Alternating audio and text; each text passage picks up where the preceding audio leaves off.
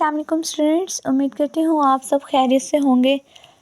तो last video में हमने क्वेश्चन नंबर 8 के जो दूसरा पार्ट था उसको सॉल्व किया था। तो आज हम एक्सरसाइज 1.3 के क्वेश्चन नंबर 8 के थर्ड पार्ट को जो है वो सॉल्व करेंगे। तो हमारे पास जैसे कि स्टेटमेंट है, if A matrix is 1 2 0 1 and B matrix is 1 1 2 0 then verify that A plus A T is A transpose भी हम कह सकते हैं और ए की टी भी कह सकते हैं। तो इज सिमेट्रिक, ठीक है। तो व्हाट इज सिमेट्रिक ये हम बाद में करते हैं, पहले हम इस वैल्यू को जो है वो सॉल्व कर लेते हैं, ठीक है। तब हम यहाँ पे लेंगे ए प्लस ए ट्रांसपोज, ठीक है। तो यहाँ पे जाएंगे इक्वल, ए की वैल्यू लिखेंगे हम 1 2 0 1, ठीक है। और प्लस में ए ट्रांसपोज की वैल्यू लिखेंगे।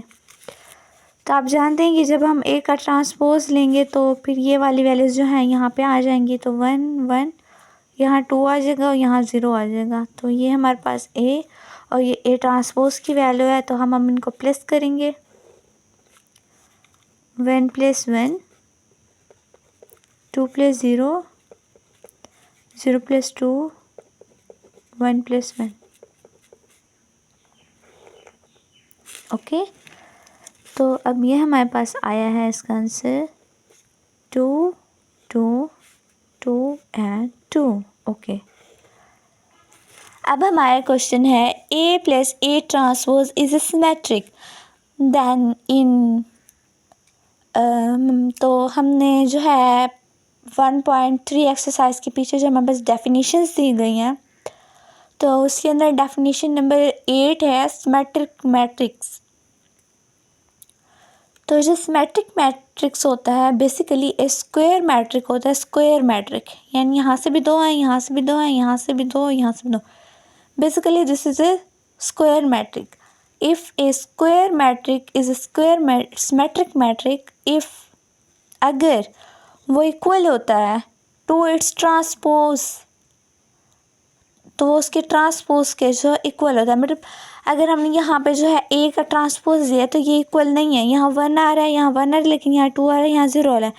लेकिन अगर हमने इसको सोल्व किया और उसके बाद जो हमारे पास ये आंसर आया, अगर हम इसका ट्रांसपोज लेते हैं, अगर फॉर एग्ज़ाम्पल ये ए प्लस ए टी को हमने सॉल्व किया, अब हम इसका भी होल ट्रांसपोज अगर लें, दैट 2 2 2 और 2 का होल ट्रांसपोज हमने लिया है, तो वो भी इक्वल होगा 2 2 के, और ये 2 नीचे चला जाएगा, ये 2 ऊपर आ जाएगा, ये बिल्कुल इक्वल होगा।